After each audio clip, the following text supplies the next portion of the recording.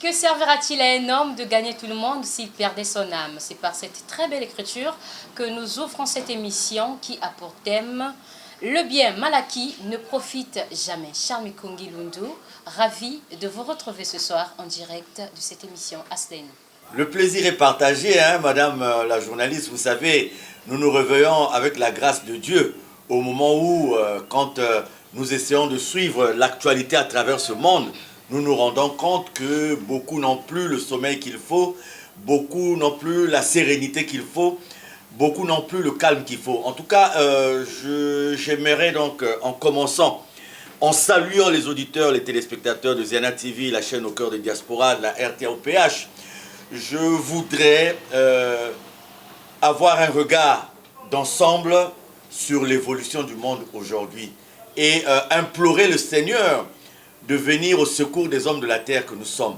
Vous savez, il se passe depuis un temps différents phénomènes, différentes situations, et on est en droit de se dire que vaut l'homme finalement si du jour au lendemain, après une journée passée à être dans le milieu professionnel, dans le milieu des affaires, à être en famille, regardez même cette image des hommes et des femmes qui ne se sont rendus en un endroit que pour faire la fête.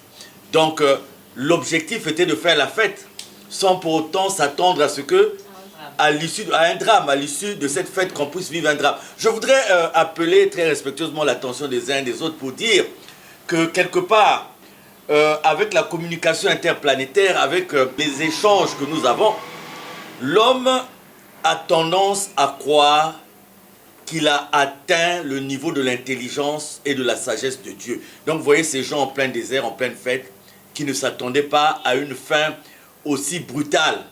Et on peut multiplier les exemples pour dire qu'aujourd'hui, la marche du monde doit interpeller les uns et les autres. Pour nous qui croyons en Dieu, pour nous les chrétiens, nous avons cette ferme assurance que tant que nous sommes avec Dieu, peu importe ce qui peut nous arriver, Dieu nous mettra toujours là où il faut. Mais encore, faudra-t-il qu'on reconnaisse Dieu. Et le reconnaître ne suffit pas. Il faudrait l'accepter et mettre en pratique ce qu'il demande. Parce qu'il faut sortir, mes bien-aimés, aujourd'hui, de cette relation avec Dieu qui se limite à des artifices. Cette relation avec Dieu qui se limite à des schémas. Nous avons quelque part transformé la relation même avec Dieu parce que nous sommes trop enclins à la recherche de la consommation à outrance, de la consommation excessive. Tout le monde veut paraître, tout le monde veut gagner, tout le monde veut amasser.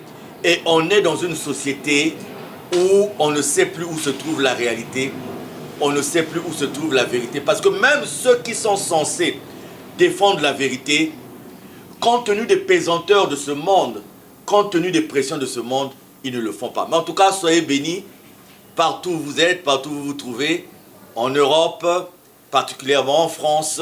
Je pense à mes amis qui sont à Lyon, qui sont à Trappes, qui sont à Étampes, qui sont à Mantes-la-Jolie, qui sont à Brest.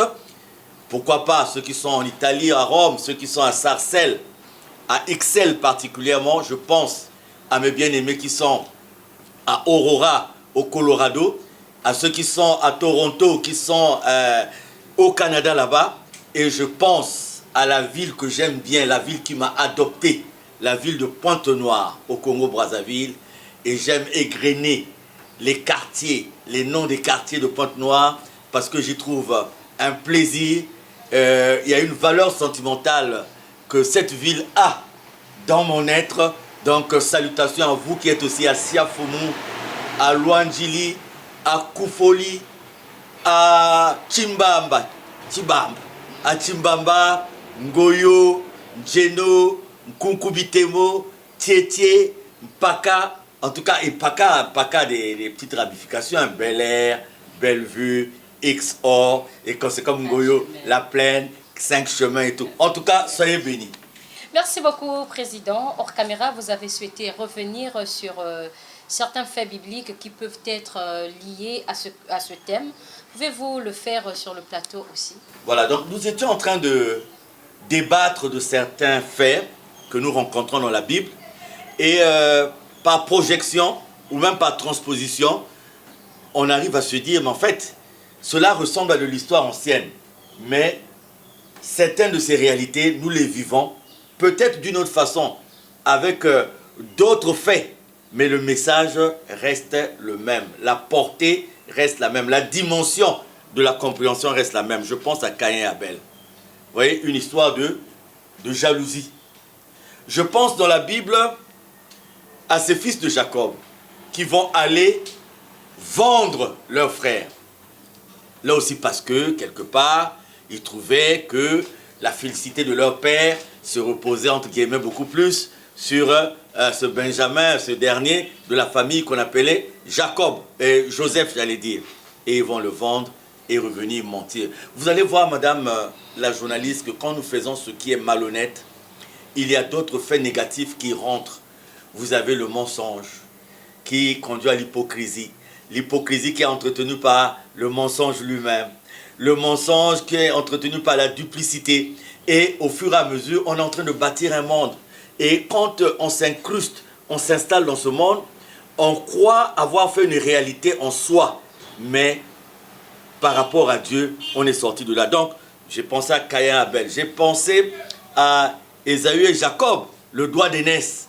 Le doigt d'aînesse qui est perdu à cause d'un plat de lentilles. Mais quand la Bible nous parle de ces histoires de Caïn et Abel, nous parle des histoires des fils de Jacob, il ne faut pas s'arrêter au début de l'histoire. Il ne faut pas s'arrêter non plus au milieu de l'histoire. Mais il faut aller au bout de l'histoire pour en tirer les leçons. Et nous allons comprendre que quand nous essayons de relier toutes ces histoires, nous allons trouver de quoi alimenter notre thème de ce soir. Je pense à Ananias et Saphira. Au moment où il y a une dynamique de communauté pour dire que nous allons désormais sortir de notre sein tout ce qui est misère, tout ce qui est précarité. Nous n'aurons plus ni démunis, ni pauvres. Voilà que Ananias et Saphira, ils ont voulu donc se soustraire à cette dynamique de groupe et ils ont menti. Et là aussi, si nous allons au bout de l'histoire, nous connaissons la conséquence. Bon, je vais terminer. Il y a beaucoup d'autres faits, il y a beaucoup d'autres exemples dans la Bible, mais je m'en vais terminer par cet appel de Dieu. L'énoncé à l'origine qui détermine la façon dont chacun de nous doit se battre dans cette vie. Il dit, désormais, il dit à l'homme, après le péché originel, désormais tu mangeras à la sueur de ton front. Cette phrase est importante parce que de son interprétation dépend le bien fondé des acquis que nous avons, des biens que nous avons. Nous disons, un bien mal acquis ne profite jamais. Il faut le dire à partir d'une base. Il faut le dire à partir d'un fondement. Et nous partons dans la Bible où Dieu dit, après avoir accordé ce grand privilège à l'homme d'user comme il le veut de tout ce qui était devant lui dans le jardin d'Éden, sauf évidemment l'arbre de la connaissance du bien et du mal, l'homme en ce temps-là n'avait pas besoin de dégager des efforts pour se nourrir. L'homme en ce temps-là n'avait pas besoin de dégager des efforts pour essayer de s'en sortir dans la vie. Mais c'est quand il arrive à commettre ce péché et que Dieu lui dit, désormais tu mangeras à la sueur de ton front. C'est même un débat. Cette phrase se retrouve dans un débat aujourd'hui qui est actuel parce que d'aucuns disent que la mort et la résurrection de Christ sur la croix a effacé tous nos péchés, ce qui est vrai. Mais si on s'arrête là pour ne pas affirmer une continuité dans cette mission de Jésus, eh bien on se heurte au fait que si évidemment le péché était effacé de la vie de l'homme, aujourd'hui l'homme ne mangera pas à la sueur de son front.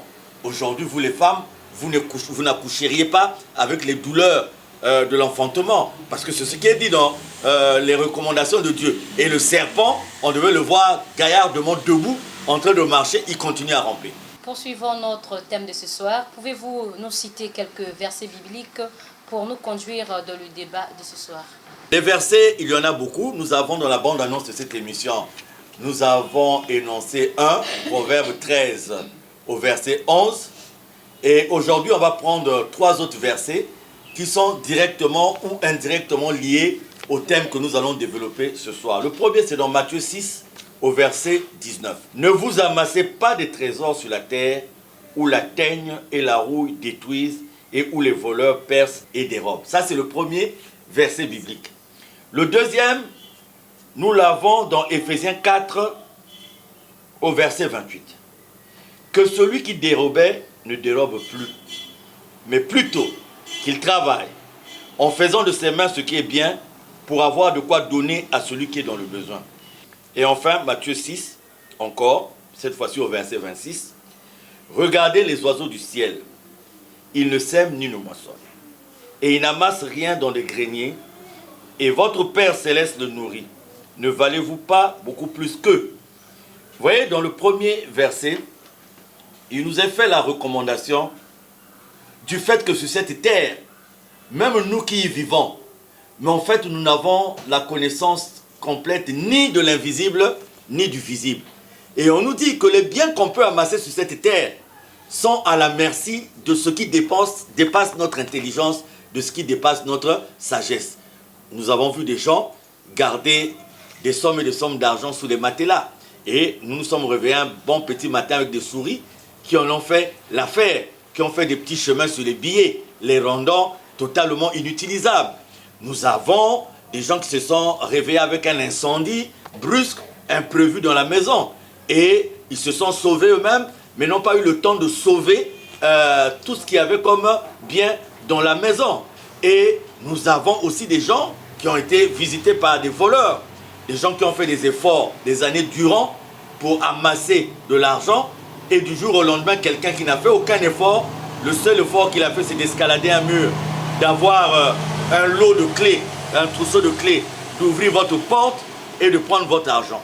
Le deuxième verset, on nous recommande de ne pas prendre ce qui a autrui, de ne pas prendre ce qui ne vous appartient pas, de ne pas chercher à vivre en dérobant, de ne pas chercher à vivre en volant, mais de travailler avec ses mains, de travailler avec sa tête. Et on dit bien que ce qu'on peut gagner, la priorité, c'est de donner à celui qui est dans le besoin. Donc, on revient toujours à la destination du gain.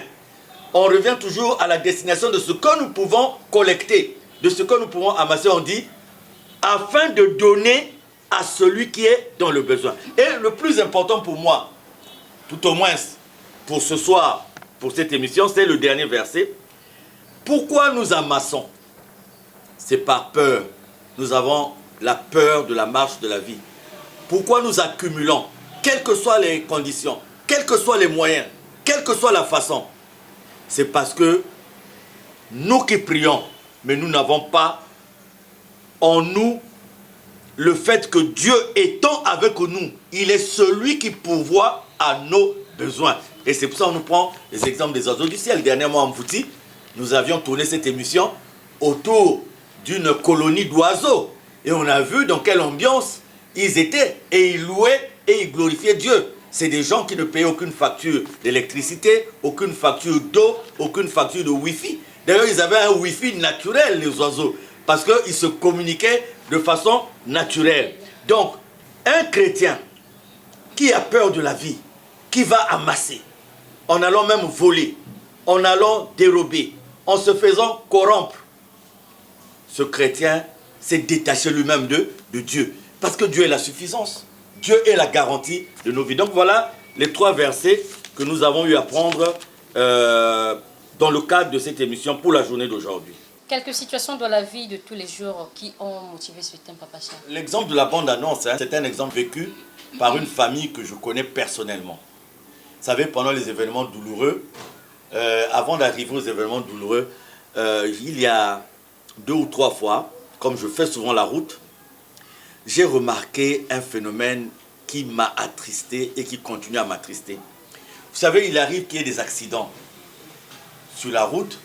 Et j'ai souvent remarqué que dès qu'il y a un accident, les populations aux alentours ne viennent pas d'abord pour sauver les victimes, mais ils se mettent à les dépouiller.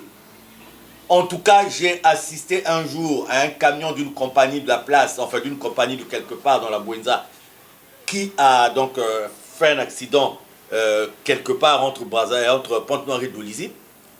Et il y avait le chauffeur qui était encore bloqué dans la cabine de son véhicule. Il y avait deux autres passagers qui souffraient. Mais, Dieu merci, entre guillemets, l'accident s'est produit proche d'un village. Mais les gens venaient pour prendre le ciment. Ils n'étaient aucunement préoccupés par la situation des gens qui étaient en souffrance, qui appelaient à l'aide. Il y a eu des femmes, il y a eu des hommes, il y a eu même des vieilles personnes qui avaient même du mal à soulever un sac de ciment. Et les gens ont vidé, je vous assure, quelle force. Les gens ont vidé le camion de ce. Quand nous sommes arrivés, et pour essayer maintenant d'extraire les blessés, en tout cas, une bonne partie du ciment était déjà partie. Donc, dans la bande-annonce, hein, cette animosité, nous avons atteint un niveau qui fait peur. Moi, je suis sûr que parmi les gens qui prenaient le ciment, au lieu de se préoccuper de la vie des autres, il y a des gens qui prient. Il y a des gens qui citent le nom de Jésus à longueur de journée.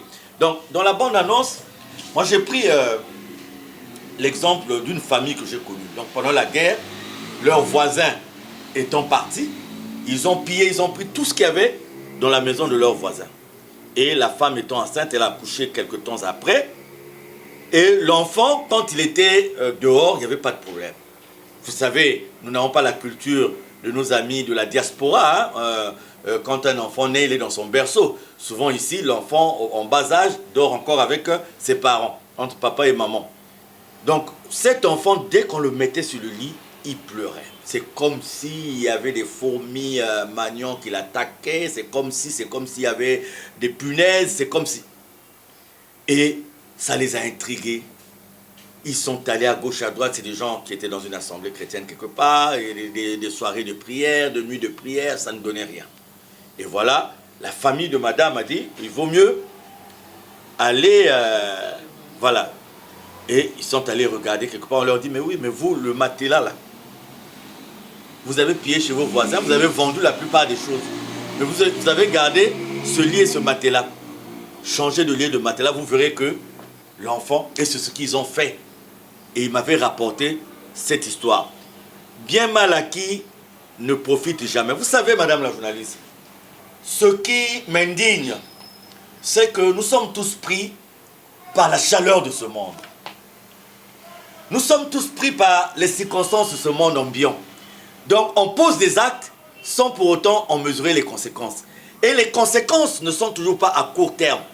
Il y a des conséquences à moyen terme et il y a des conséquences à long terme. Je vous assure, et je reviens pour dire à tous et à toutes que cette émission n'a pas pour but d'endoctriner les gens. Cette émission a pour but simplement, quelle que soit votre dénomination, quelle que soit votre appartenance, mais quand il s'agit de parler de Dieu, particulièrement de Jésus, que nous puissions revenir à des fondamentaux, à des détails, à des choses simples qui ne compliquent pas notre relation avec Dieu. Et nous allons comprendre que nous aussi, nous qui nous disons chrétiens, nous préférons satisfaire les besoins de cette vie, quelles que soient les conséquences. Et vous me demandez de prendre des exemples.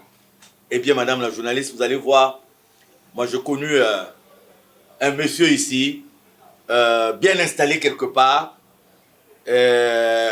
capable de prendre des décisions importantes dans la vie de quelqu'un. Et lui se plaisait dans chaque décision qu'il prenait.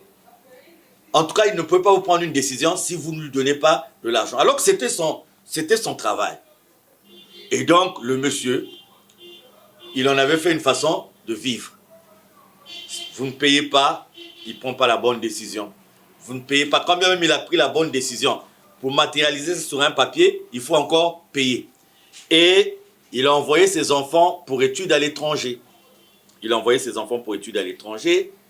Et donc, il subvenait aux besoins de ses enfants à travers cette façon de faire. Alors, les enfants sont arrivés à l'étranger. Les garçons se sont mis dans la drogue. Et les filles se sont mises dans la débauche, dans la fornication. Côté résultats scolaires, rien du tout. Et le papa, il n'en arrivait plus. C'est-à-dire que la situation de ses enfants l'a conduit à vivre même des situations de dépression. Vous savez, d'un côté, il avait beaucoup d'argent parce que les gens avaient besoin de lui. Les gens avaient besoin de ses décisions. Donc, il n'y avait pas un seul jour sans qu'il ait de l'argent. Mais cet argent ne lui apportait pas le bonheur parce que il y avait des appels, tel enfant on l'a mené à l'hôpital. Et les enfants s'étaient fait un petit jeu à l'étranger. Aujourd'hui, c'est celui-là qui appelle la famille pour dire au moment où je parle, papa, l'autre a fait un malaise, il est à l'hôpital. Donc, les enfants se créaient des situations rien que pour mettre leur père dans une situation de toujours envoyer de l'argent.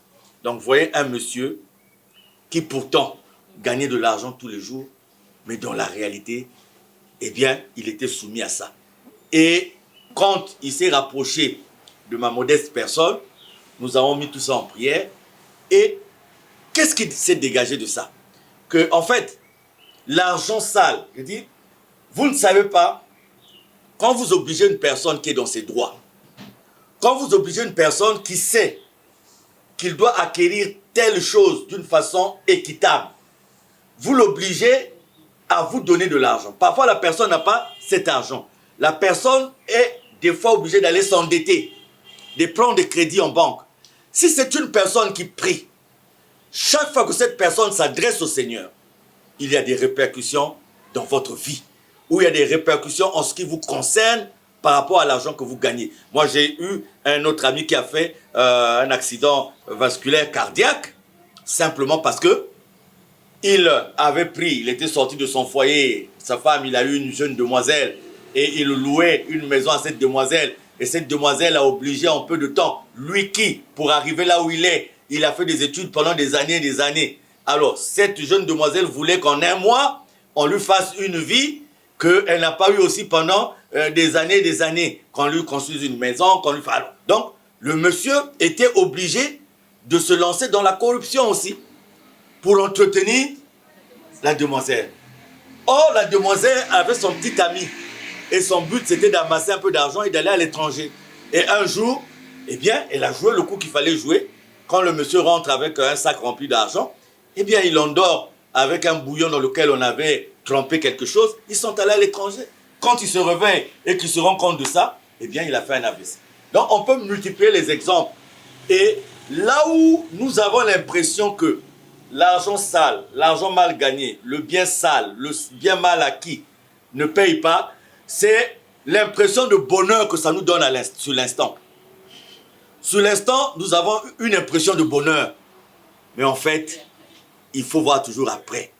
L'homme prudent, Dieu lui dira, regarde les conséquences de l'acte que tu as eu à poser. Et aujourd'hui, pour les conséquences des biens mal acquis, on peut aller pendant une semaine. Il y a des exemples et des exemples. Merci beaucoup, notre invité. Nous allons retrouver la régie pour quelques inserts. Revenir juste après.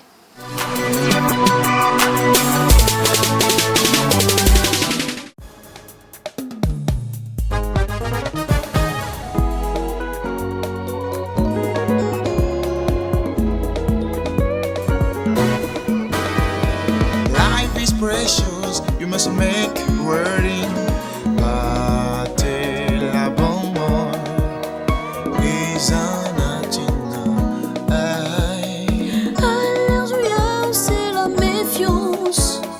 La confiance n'exclut pas le contrôle. Mosmo balito mi batela. Mosmo balito mi batela. Samaya we.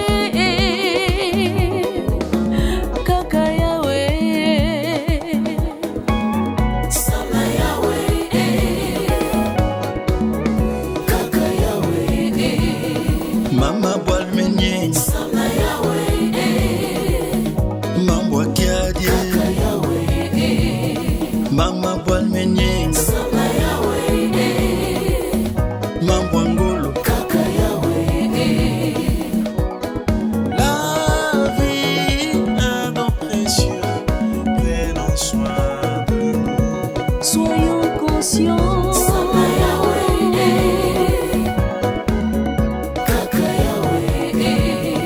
Mama boal menyenga Sama Yahweh. Mambo akiadie Mama boal menyenga Sama Yahweh. Mambo angolo Kaka Yahweh. I wish you good luck, but in love more. I wish you good luck. Philosophie du ya. Sama Yahweh. Kaka Yahweh. Mama boal menyenga Sama Yahweh. Copine mambo akiadie Ya, mama boal menyenga Sama Yahweh. Mambo angolo Kaka Yahweh. Mambo akiadie Mwana ya mama del Kaka Yahweh. Mambo angolo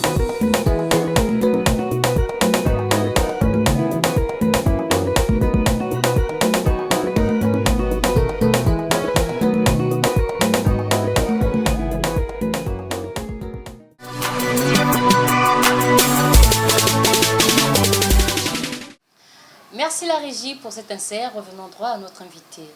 Papa Charles, peut-on parler de bien mal acquis en ce qui concerne certaines vocations?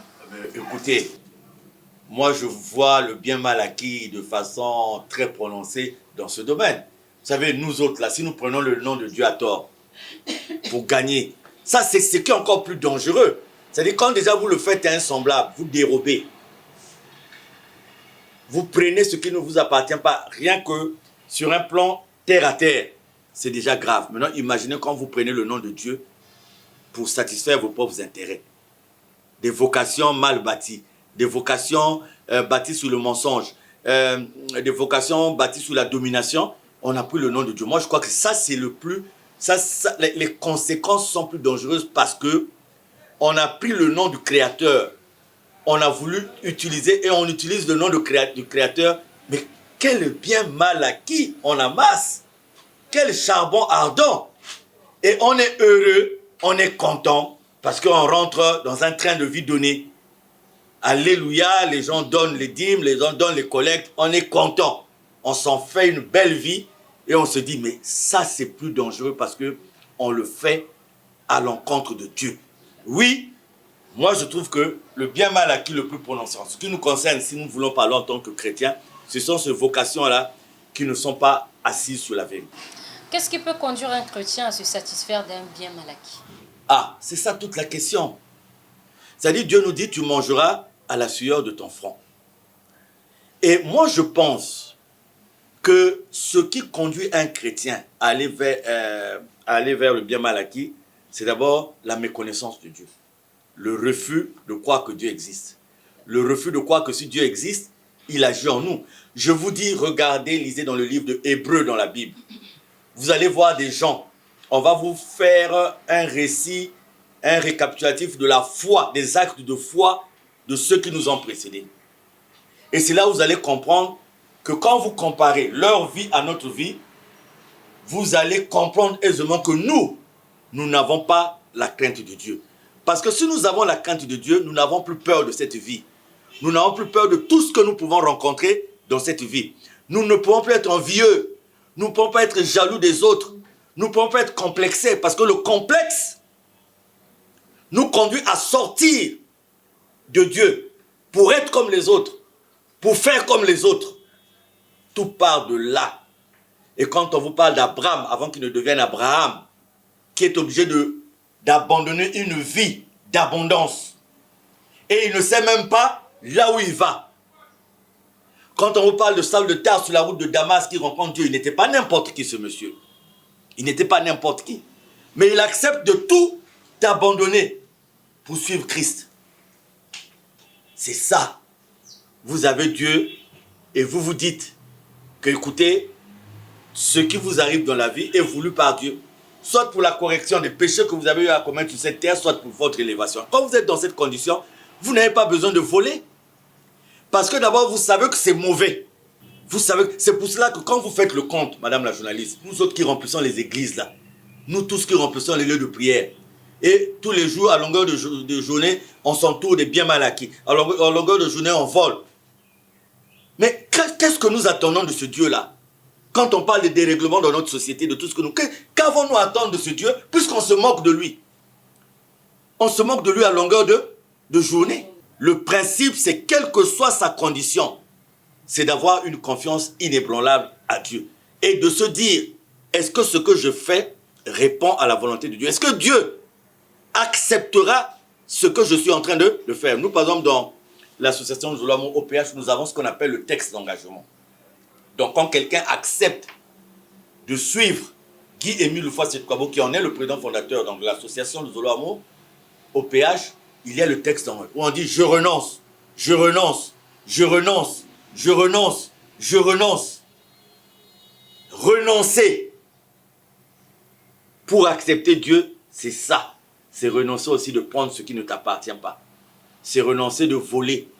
C'est renoncer de prendre le mari de l'autre. C'est renoncer de prendre d'envier, de détruire le mariage de l'autre, d'aller parler du mal de l'autre patron pour que tu prennes la place, etc., etc. Merci beaucoup. On dit peut négocier une compétence achetée, un poste professionnel volé. Quels peuvent être? Ah, madame la journaliste, vous touchez là un domaine... Vous savez, moi j'ai eu un enfant qui était gardien quelque part. Et étant gardien, quand il restait là le soir, donc c'était dans un média audiovisuel, quand il restait là le soir, il se plaisait à être avec ceux de la production qui étaient là. Et il regardait comment on faisait les montages, comment on faisait ci, comment on faisait cela. Et jusqu'à ce qu'il est arrivé lui-même à faire les montages et tout. Il n'avait pas de diplôme, mais il a eu une certaine qualification sur le terrain. J'ai grandi à l'époque à Jacques Opango à Brazzaville, au Congo-Brazzaville, et j'ai connu un grand mécanicien. En tout cas, le monsieur n'avait fait aucune école de mécanique et tout, un très grand mécanicien. Alors, quand il est allé en France, il a cherché du travail logiquement dans un garage. Et la première des choses qu'on lui demandait, c'était le diplôme. Mais il n'en avait pas. Et donc, on l'a pris comme ça, après plusieurs recherches dans un garage, juste, le gars, il s'occupait de l'entretien. Un véhicule arrive un jour, et le patron du garage était coincé. Il n'arrivait pas à trouver la panne à l'époque, on n'avait pas les ordinateurs hein, et tout ça. Et lui, le monsieur va se lever, il va se dire, non, non, non, chef, il lui montre la panne. Il dit, mais comment tu as su? Il dit, non, il explique. Et à partir de cet instant, le chef du garage l'associe maintenant au travail de la mécanique. Et il devient un grand mécanicien.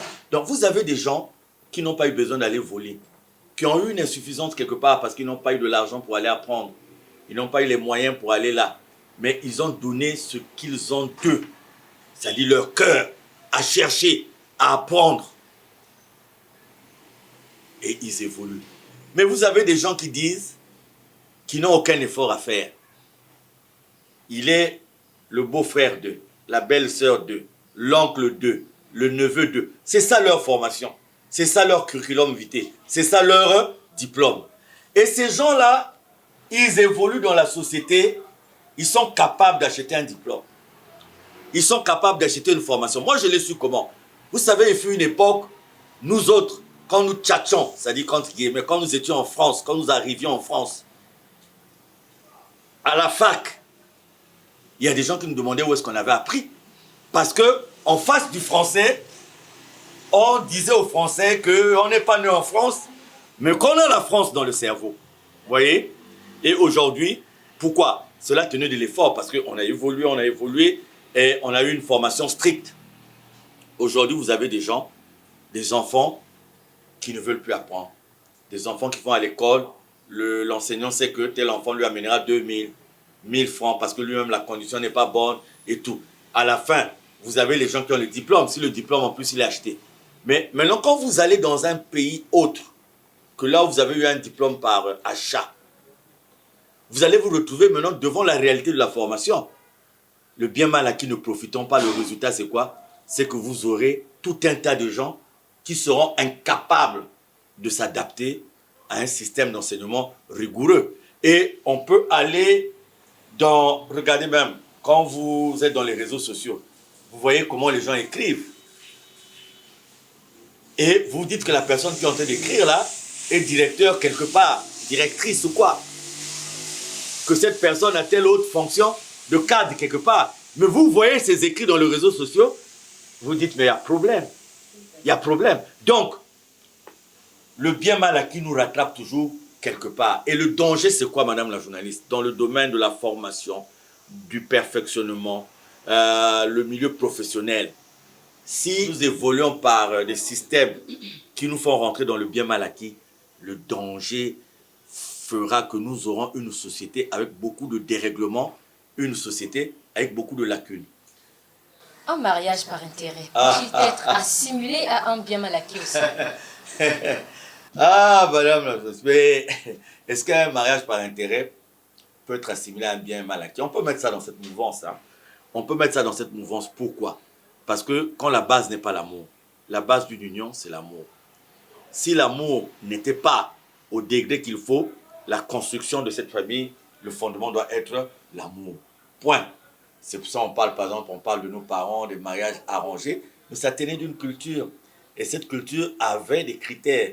Et ces critères conduisaient à faire ce qu'il ne fallait pas faire. On n'a pas connu nos mamans avec les transferts d'argent. On n'a pas connu nos mamans avec nos mamans. On les a connues aidant nos parents, aidant nos pères plutôt, ensemble pour arriver quelque part, ensemble pour être quelque part. Et aujourd'hui, toujours dans le complexe, toujours dans le déni de l'effort, qu'est-ce que nous avons fait? Nous avons fait du mariage. Moi, je fais un calcul, je dois épouser telle personne. Parce que telle personne me donnera ça, ça. Donc, le mariage n'y est plus. Mais on dit que quelque part, ça peut aller. Hein. Vous savez, le fétiche, quand il est encore chaud, il marche. Hein. Moi, je connais des gens, des filles qui font les bains ici pour les hommes, qui font ceci pour les hommes. Et au grand marché à Pont-Noir, je connais une personne qui est capable de vous donner une petite lotion. Vous mettez dans la nourriture, tout de suite, le cœur de votre dulciné, entre guillemets, s'emballe. Mais tout ça, il y a une fin à tout. Ce qui n'est pas concret, ce qui n'est pas vrai, ce qui n'est pas réel, finit par faner. Finit par montrer ses limites. Or, l'amour aide à traverser des étapes. L'amour aide à traverser des circonstances. Mais or, quand vous avez un mariage, on va dire, mal acquis, eh bien, les conséquences aussi, vous les aurez quelque part. Oui, moi, je peux assimiler ça, que ça soit du côté des hommes qui cherchent à épouser une femme de belle famille parce que vous aurez un avancement, parce que la femme appartient à telle famille, parce qu'on peut vous nommer là, parce qu'on peut vous maintenir à tel poste, parce qu'on peut vous donner tel grade, parce que tout ça, c'est des choses éphémères. C'est-à-dire, quand vous n'avez plus ce socle, quand vous perdez ce socle, vous risquez de perdre aussi tous les acquis que vous avez. Peut-on parler aussi de la notion de bien mal acquis dans le domaine de l'héritage, de la succession? Ah, héritage et succession. Ristal, un débat important. L'héritage et la succession. Vous savez, dans d'autres pays, c'est des choses qui se passent, et dans d'autres cultures, hein, c'est des choses qui se passent. Les problèmes d'héritage, de succession, c'est des choses réglées. Hein. Bon, bien que je vois souvent, je suis des documentaires, des émissions dans les chaînes internationales, on voit dans les pays dits développés, on voit des gens qui souscrivent des assurances vie pour leurs conjoints. Parce qu'à la mort, ils vont bénéficier des assurances. Donc je suis souvent des émissions comme ça, où on dit telle femme s'est suicidée, telle femme est décédée, de tel monsieur est décédé. Et vous voyez les fins limiers, les enquêteurs, quand ils creusent, vous trouvez que quelque part, le monsieur avait souscrit une assurance vie pour la femme avait souscrit donc. Et on sait que ça a conduit beaucoup de gens en prison aux États-Unis et par tout le bien mal acquis. Bon, maintenant de façon particulière chez nous, vous savez, dans ces pays-là, il y a les notaires, il y a les testaments, hein, des actes bien notariés qui fixent tout. Mais il y a péril en la demeure chez nous, quelque part, en ce qui concerne les problèmes d'héritage et de succession. Vous savez que même des fois, la volonté de celui qui part n'est jamais respectée. Hein. Et vous trouvez, comme dans une famille que je connais, le monsieur qui a pris son cadet, qui a fréquenté chez lui, donc la femme de ce monsieur-là, a pris son beau-frère comme son propre enfant, l'a nourri, l'a choyé, l'a habillé. Et le jour où son mari meurt, c'est ce monsieur-là qui ne voulait jamais aller à l'école. Ou quand il allait à l'école, il ne voulait jamais avancer. C'est lui qui va se lever, prendre toutes les clés, enfermer tout et se met à faire la loi. Je vous assure, la plupart des gens qui ont pris des héritages par force, si le décujus avait laissé des sociétés, des entreprises, c'est des gens qui souvent ont été incapables de faire fructifier ces sociétés, qui ont été incapables de faire fructifier ces entreprises-là. Parce que la vision n'est pas la même. Parce que celui qui a mis en place ces sociétés, ces entreprises, il a fait avec l'effort. Celui qui vient succéder parce qu'il veut plaire, il n'a aucune honte même à porter les habits de celui qui est parti. Je vais vous prendre l'exemple d'une dame. Son frère meurt, il laisse beaucoup d'écoles privées. Et à la mort de son frère, il y a aussi les enfants de son frère. Donc logiquement, avec l'abondance des biens, personne n'allait se plaindre.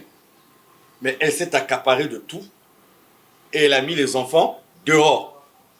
Mais aujourd'hui, demandez la condition de cette femme. Elle n'a jamais retrouvé la stabilité dans sa vie. Elle va de problème en problème, de situation en situation. Des enfants qui ont vécu avec leurs parents dans une aisance donnée.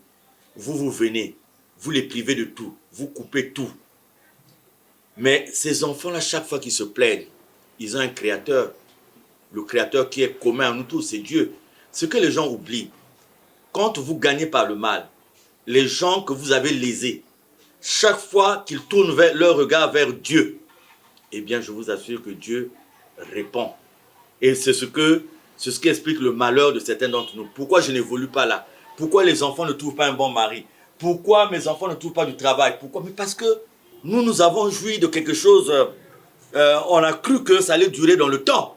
Mais Dieu, lui, il voit le destin de chacun de nous. Malheureusement, beaucoup de gens ont voulu se faire riches par des héritages mal négociés. Les successions. Quand quelqu'un meurt, c'est là où tu vois le véritable visage des gens qui t'entouraient. Du vivant du mari, c'est des gens vraiment pleins de bonté. Quand la femme surtout travaille, elle donne, elle partage. Même quand elle ne travaille pas, elle donne son sourire, elle donne la nourriture. Quand le mari part, en tout cas, c'est incroyable. Vous voyez, nous avons eu une réunion de famille sur quelqu'un qui était mort, qui avait laissé beaucoup de biens. Nous avons commencé la réunion à 9 h jusqu'à 16 h 30. On n'avait pas fini. Mais par contre, j'avais un jeune garçon, on les appelle les choromanes ici. Un choromane, c'est en fait des gens qui poussent des chariots au marché, qui aident à transporter de la marchandise. Lui, il est mort. Nous l'avons enterré, nous avons commencé la réunion. Je crois que la réunion avait fait 15 minutes, hein, parce que le gars n'avait laissé aucun bien. Donc tout le monde était pressé de partir. À la lumière de ce que vous venez de dire tout à l'heure, Papa Charles, peut-on évoluer dans les affaires de façon honnête? Cristal, est-ce qu'on peut évoluer dans les affaires de façon honnête? Quand le système est honnête, tout le monde est honnête. Ça, c'est ma conviction à moi. Parce que même juste dans l'église, on n'est plus honnête. Juste dans les milieux de prière, on n'est plus honnête. Quand la société est honnête, tout est honnête. Il y a un ami qui m'a dit, Charles, moi, si je suis honnête, je laisse les affaires. Parce que si je cherche l'honnêteté dans les affaires, mes affaires ne vont jamais évoluer. Est-ce qu'on peut être honnête dans les affaires? Oui. Oui. Si vous mettez vos affaires, vous les remettez à la disposition de Dieu, oui. C'est ça qui trompe les gens en fait. Ils disent, si je ne fais pas comme les autres, si je ne fais pas ce que les autres demandent, je ne peux pas évoluer. Il y a des gens qui ont initié leurs affaires, qui n'ont jamais consulté un féticheur, qui n'ont jamais consulté un marabout. Il y a des gens, par exemple, qui ont des écoles privées, qui ne sont jamais allés négocier des diplômes, qui n'ont jamais, mais qui évoluent, qui s'en sortent. Parce qu'ils mettent leurs genoux à terre et tous les jours, ils implorent leur Seigneur et leur Dieu. Quelque part, on dit que plus on accumule, plus on ajoute les besoins. Mais oui, vous achetez un portable aujourd'hui, madame la journaliste, vous achetez un portable. Vous l'avez acheté, non? Qu'est-ce qu'il faudra en plus? Le crédit, n'est-ce pas? Vous avez ajouté un besoin, non? C'est pas ça. Ça, c'est un exemple. Vous achetez une voiture aujourd'hui. Qu'est-ce qu'il faudra par la suite? La maintenance, l'entretien, n'est-ce pas? Mais tous les jours, il faudra quoi? Le carburant. Vous ajoutez un besoin. C'est-à-dire, quand vous accumulez, eh bien, ce sont les besoins aussi qui s'accumulent. Aujourd'hui, si vous quittez la petite cabane en bois que vous aviez du côté de Nanga, là-bas à Pointe-Noire, où vous n'aviez pas besoin d'une climatisation, parce que l'air du soir rentre à travers les petites ouvertures qu'il y a dans le bois, et vous êtes là, le soir, vous sortez, vous contemplez le coucher du soleil ou la lune, vous avez le vent, vous construisez une maison à étage, eh bien, vous augmentez les charges, l'électricité et tout. Donc, en fait, vous avez une femme aujourd'hui, vous en cherchez une autre, vous augmentez aussi les charges, n'est-ce pas? Surtout que aujourd'hui, la femme, quand on a vécu avec sa femme pendant des années, quand on en trouve une autre, on dit que celle qui est à la maison, c'est déjà un acquis. Donc, il faut plutôt faire beaucoup plus pour celle qui est dehors, oui. Plus on accumule, plus on ajoute des besoins. Ça, c'est sûr, ça, c'est vrai. Charles, avant de clore le thème de ce soir, votre mot en guise de conclusion. Voilà, madame la journaliste, nous avons simplement voulu, et vous avez vu, c'est dans la droite ligne de ce que nous avons commencé à faire depuis, nous voulons simplement recommander aux uns et aux autres l'amour de Dieu. En fait, nous avons atteint certains niveaux, certains dérèglements dans notre société, simplement parce que nous avons mis de côté l'amour de Dieu. J'ai travaillé avec un monsieur, et à l'époque, il avait la possibilité d'avoir de l'argent de partout, ce monsieur-là. Il avait la possibilité d'avoir de l'argent de partout. Mais quand on disait que les salaires étaient virés en banque, en tout cas, le monsieur sortait de son bureau pour aller toucher son salaire. Alors moi, je ne comprenais pas. Je me dis, mais ce monsieur, pourtant, il a... Mais quand c'est son salaire, et je n'ai pas hésité à aller le voir, j'ai dit, chef, ben, il m'a dit, Nikungi, le salaire que je veux prendre en banque, là, c'est mon travail. C'est la sueur de mon front. Quand je veux faire quelque chose de bien avec, je le fais avec mon salaire. Si je n'arrive pas avec mon salaire, j'utilise mon salaire pour demander un crédit, pour demander un découvert. Et j'ai remarqué que tout ce que j'ai fait avec pour base mon salaire, ce sont des choses qui tiennent. Ce sont des choses qui résistent. Ce sont des choses qui vont loin. Mais tout ce qui arrive là, de façon détournée, je n'ai jamais accordé une grande importance à ça parce que je ne me sens pas dedans. Alors ça a été la leçon de ma vie. Paix à son âme, il n'est plus sur cette terre. Mais il m'a dit, Nikungi, si tu veux faire quelque chose de propre, il faut utiliser de l'argent propre. Dieu ne te trahira pas. Eh bien, j'ai eu par la suite quelqu'un qui avait conçu quelque part pour sa famille, pour ses enfants, pour lui-même. Et il est arrivé dans un environnement où il a commencé à gagner de l'argent par la facilité, par des moyens détournés. En fait, il s'est complu dans ce système-là et il a construit une grande maison quelque part. Quand il y a eu les événements douloureux dans notre pays, il avait fui, il était allé quelque part. Je vous dis, madame la journaliste, la maison familiale qu'il avait eu à construire à la sueur de son front, les meubles, les équipements, tout ce qu'il y avait dedans, rien n'avait été volé. Rien n'avait été touché. Mais par contre, l'immeuble qu'il avait eu à construire par des moyens détournés, eh bien, tout avait, c'est là où j'avais su que même les carreaux là pouvaient être décapés. Quand je prends ces deux exemples, de l'un de mes chefs, de mes anciens chefs, qui attachait une importance particulière à son salaire.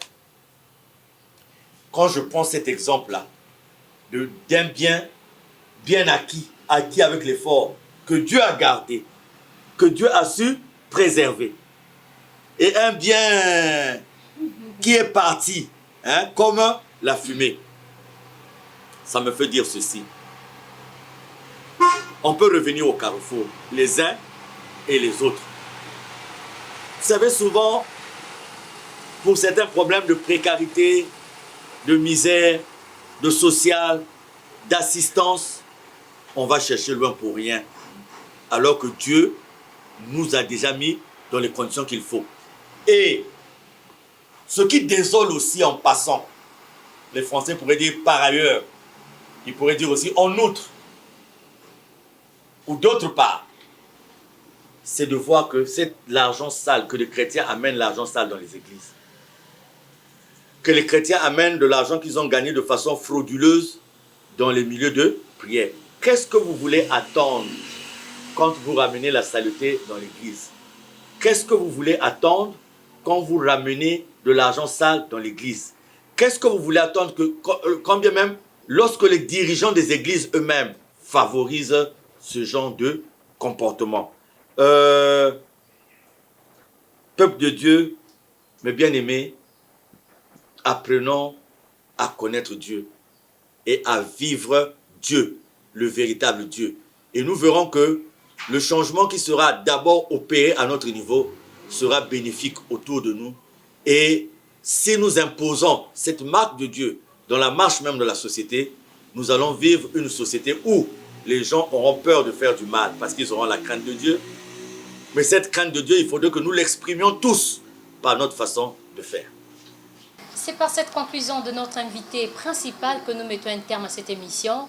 Merci de nous avoir suivis en direct de Ziana TV, la chaîne de Diaspora, la RTA OPH Média YouTube et sur les antennes de la RTA OPH, votre chaîne de localité. Que Dieu vous bénisse tous. Soyez honnêtes avec vous-même et pensons à Dieu au lieu de gagner ce monde. Que Dieu vous bénisse encore.